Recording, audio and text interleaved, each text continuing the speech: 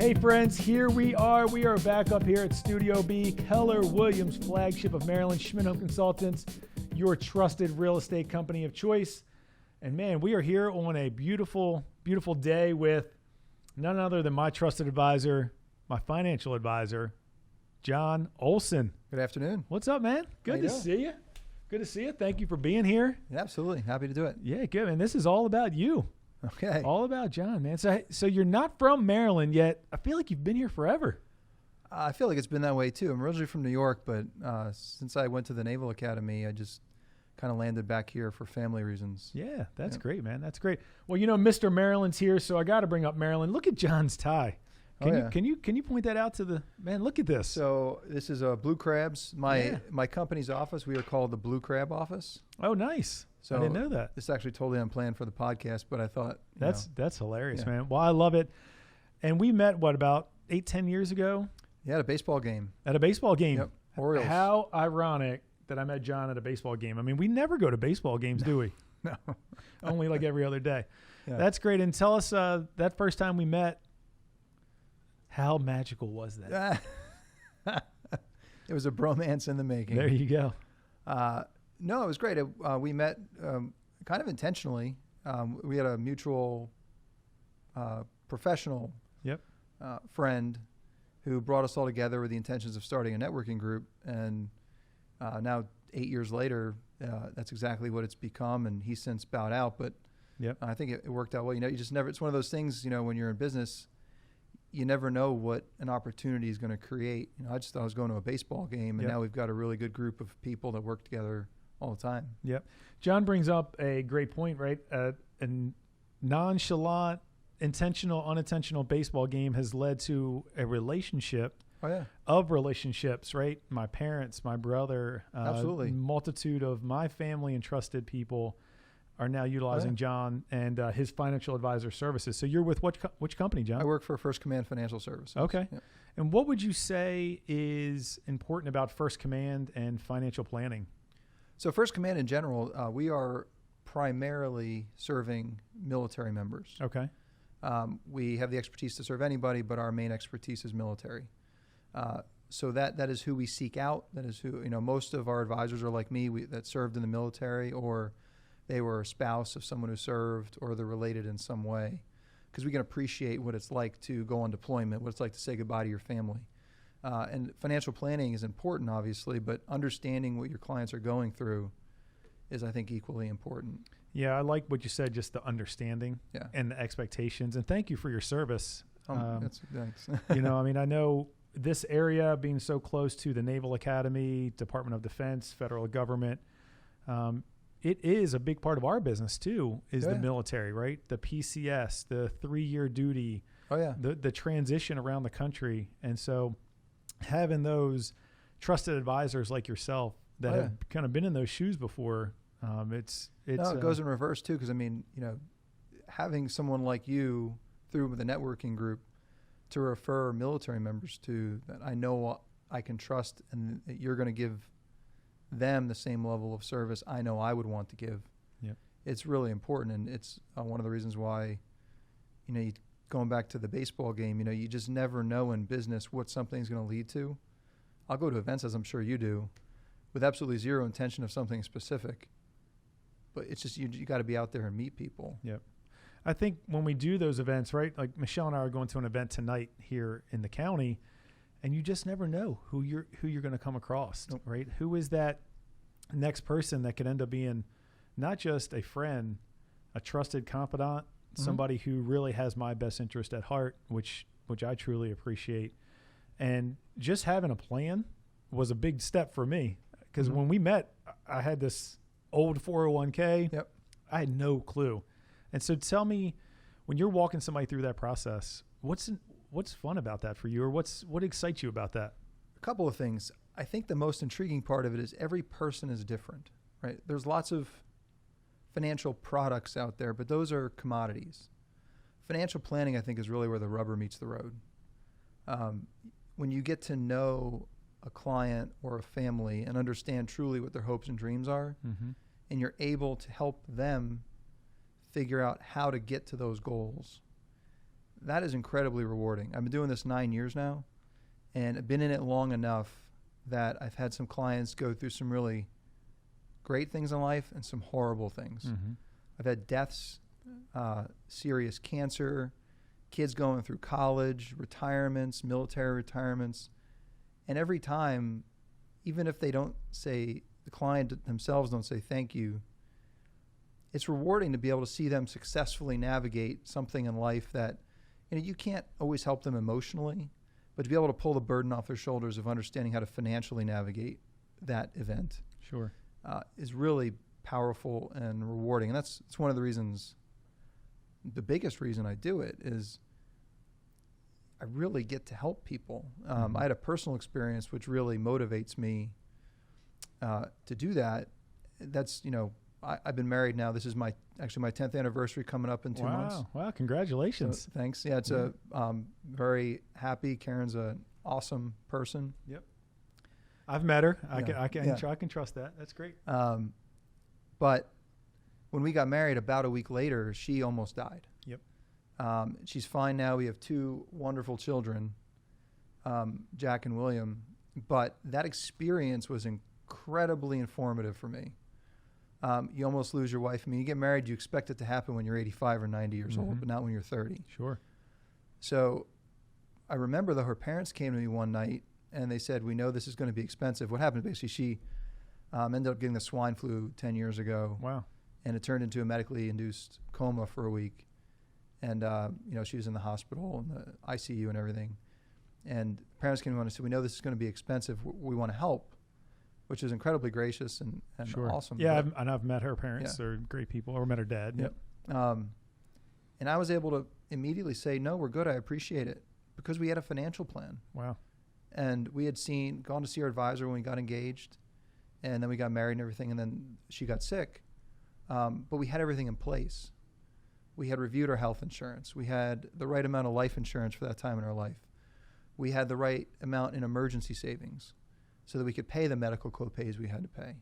And God forbid the worst had happened, we had, like I said, life insurance to protect me and future, yeah. Exactly. So what seemed like a great academic exercise in creating a financial plan became very real for me. Okay. And as soon as she got better and she was back to work and we were all good, I immediately started looking again for what I wanted to change my life to. Because I was happy where I was. It wasn't a bad job, but it was a job. It wasn't a career. It wasn't a vocation. Okay. And when she went through that, I thought to myself, I need to find something that when I lay my head down on the pillow, when I go to sleep at night, I feel good about what I'm doing, what I'm putting into the world. And I consider her getting sick kind of a mixed blessing, because I don't want to go through that ever again. I kind of wish I hadn't had to deal with it, but Sure. Had it not happened, I might never found financial planning. And, I was thinking, what do I want? I want to do something good. And I think this is my God-given skill, is financial planning. And I hope that I'm able to help other families, but I would never found it had she not gotten sick. Yeah, I like what you said, and you're tying in those Navy words, navigate. You spent how long on a submarine? I was assigned to a submarine for 3 years. 3 years, wow. Yeah. So 4 years Naval Academy. Yep.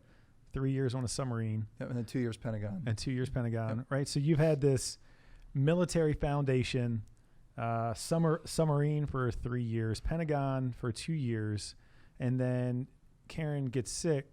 Yep. And John says, well, I got all this military expertise, and what I love about you, John, is you always have a plan. You're just you're the opposite of Stu. Stu's kind of like haphazard, things fly all over the place. All types. He takes all types, right? Yep. And John is a planner. When I think about who do I want to be in business with and who do I want to play in my future, none other than John Olson right Thanks. here. And so I like the word vocation, because real estate for me is a vocation. Yeah. It really is. I'm saving the world one house at a time. You're saving the world one plan at a time. Right. And financial planning gets missed by a lot of people. And when I meet with a seller or a buyer, I explain I'm kind of like a financial planner to an extent for them, because housing and their home is their largest asset. Absolutely. And then you then come in and say, okay, let's talk about the buckets, right? The first time we met, you just kept using this word bucket. And I'm like, yeah, I want buckets of money, right? Give me some more buckets of money. And why don't you talk about, as we're doing like an initial consultation and we're putting that money in that buckets, because it's all different at different times for people, right? Mm-hmm. Yeah. So initially, I think the most important thing you can do in a financial plan is, if you're hiring an advisor, find someone you trust enough that when they have to give you advice or news that you don't want to hear, that you trust them enough to at least listen. Because if you have a good advisor, at some point they're going to tell you something you don't want to hear. Mm-hmm. I just had I like that. I like that a lot. I'm going to start using that. Yeah, That's I good. just had a call this morning, and the couple asked me, they said, we want to put a new deck on our house. And I said, I don't think you should do it. I think you need to wait 3 or 4 years. And you can tell the hesitation. When you tell them, they did not want to hear that news. Yep. And it's not like they're doing poorly. They're doing great. But it just wasn't in the plan for right now. And if you have someone you trust, you might not even take the advice. Sure. But you at least need to take it on board. And so that's number one. Competency, I think, is the baseline. You got to find someone who's competent. Sure. There are a lot of people who are competent. But trustworthy is the next level. But then once you've crossed that bridge and you have that person who's competent and trustworthy, then you can move on to actually building a financial plan. And when you do that, you need to be honest with the advisor about where you are financially right now. Mm-hmm. Because if they understand that completely, then they can help you figure out how to get to where you want to be. Nice. Whether it be having children, buying a house, retiring, whatever it is. They can help you build the plan to get to those goals. And then their job, a good planner, is going to ask you questions about yourself and understand how your personality, how your faith sometimes, how your goals, how your job fits into the plan, and they can build that into the model. They shouldn't be projecting their views on the world on you as a client. They should be taking your views on the world and including them in the plan. Yep. One of the biggest ones I see, and I see a lot of planners reject, is kind of faith-related. It's tithing. There are some very faithful people out there who are adamant about tithing. And sometimes to a detriment, right? They're being very faithful in doing it. But there are some advisors out there that will try to convince them not to do it, instead of trying to figure out how to work in that personal goal of theirs into a plan and make everything else work. Well, that's what makes them happy. Right. And that's what they see their vocation to be. Exactly. Then that's what they should be able to do, and building a plan around that is what I hear you saying. You need to honor that. Honor that. You know, and it's also okay to tell clients that, the road they're going down is not a good one. Mm-hmm. And if they keep doing this, that, this is what it's going to lead to. Honesty is important. Goes back to the trustworthiness and being able to receive bad news. But an advisor should honor what your goals are. Yeah. And then once they have that information, where you are, where you want to be, and your values, then they can write the plan. And that's when you should be talking about, should you have a 401k or an IRA or life insurance? That's when products come up, because products fill the gaps. Mm-hmm. But as a planner, I don't ever talk product until the second or third meeting. Yep. Because it's not important yet. The goals and the values are important. Yeah, and that's what we learned about, right? The first couple times we meet is all relationship based. Exactly. Who is Stu? Yep. And Michelle? Where do they want to get to?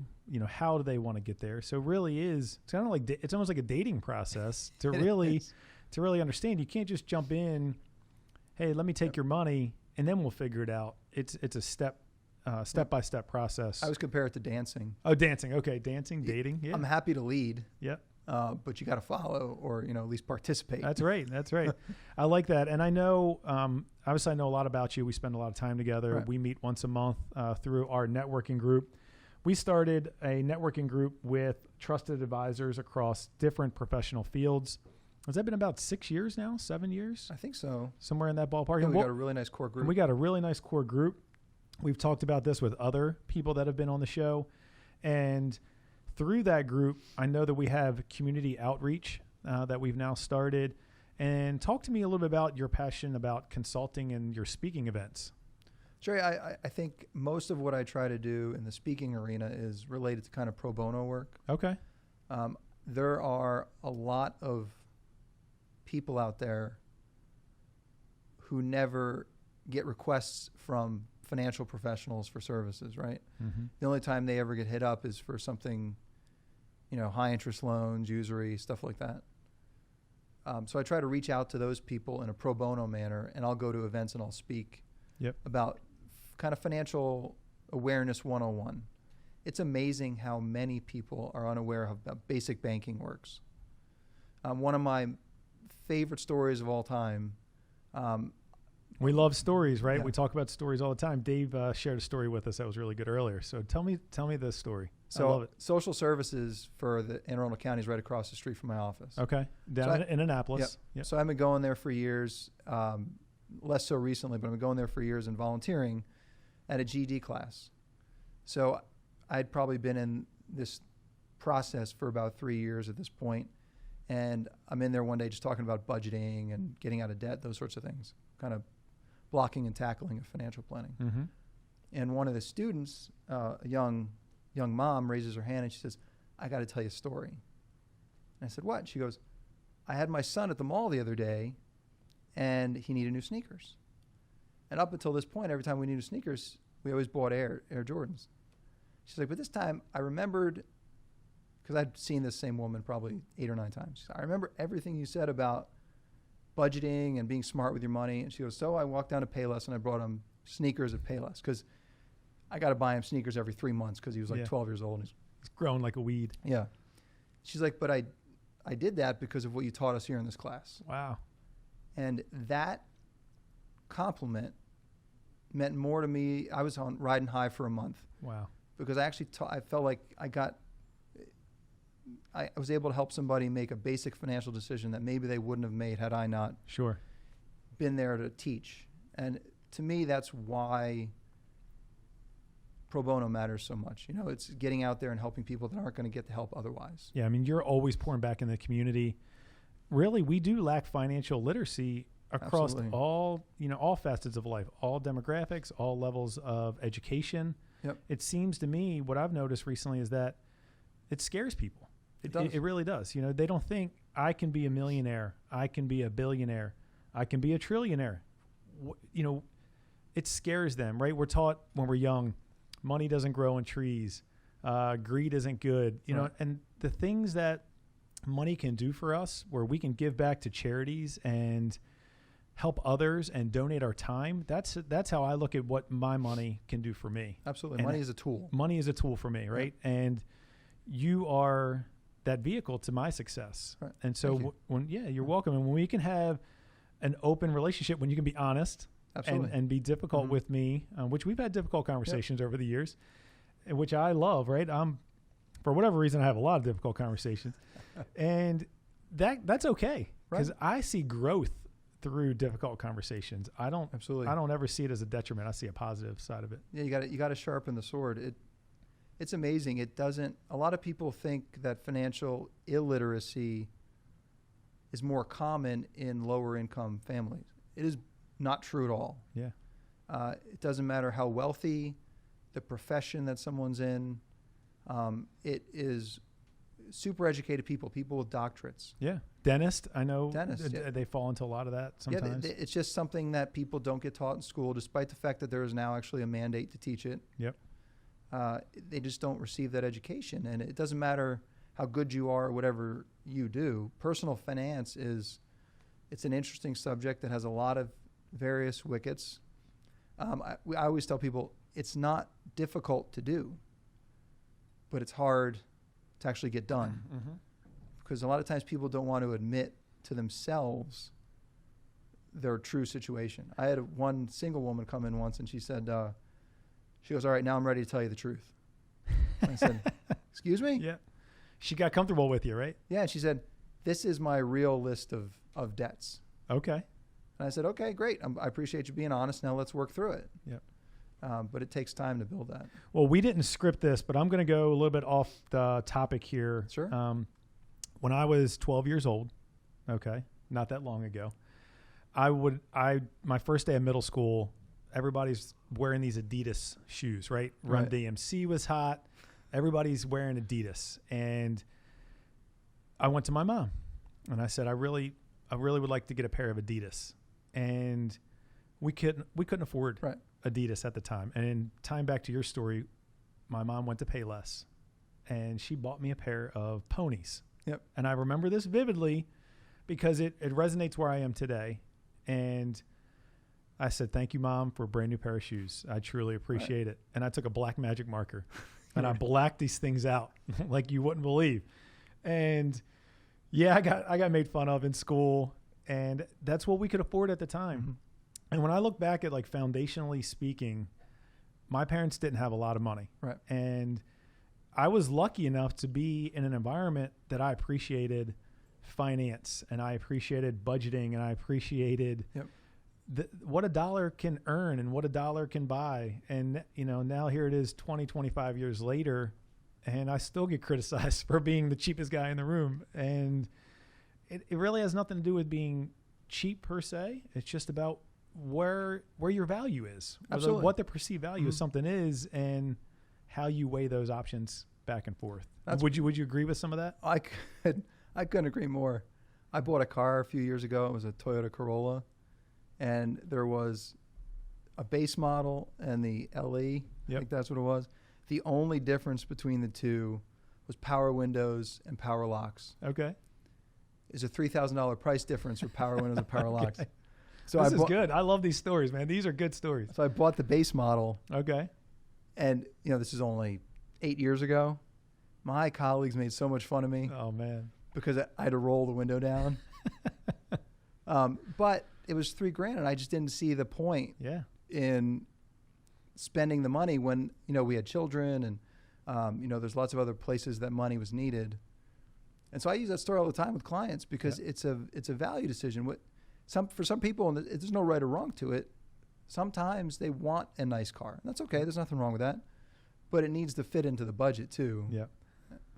Well, guys, I mean, if that story doesn't, like, get you to give this guy a buzz and get him to do your finances, I mean, anybody who's going to have wind-up windows, I mean, I love it. John is my trusted financial advisor. I love spending time with you guys. I mean, I love your family, watching you guys grow, and anything that we can ever do to help support your business. Yeah, you're welcome. And you guys know where to find John, First Command Financial. He is in Annapolis, and you know where to find us, right here, Schmidt Home Consultants, Keller Williams flagship of Maryland, 443-795-3136. Don't forget to subscribe below. You'll get all our videos when they hop, pop, and bop. We're out. Peace. Thank you, John. Thank you. You're the man. Out, guys.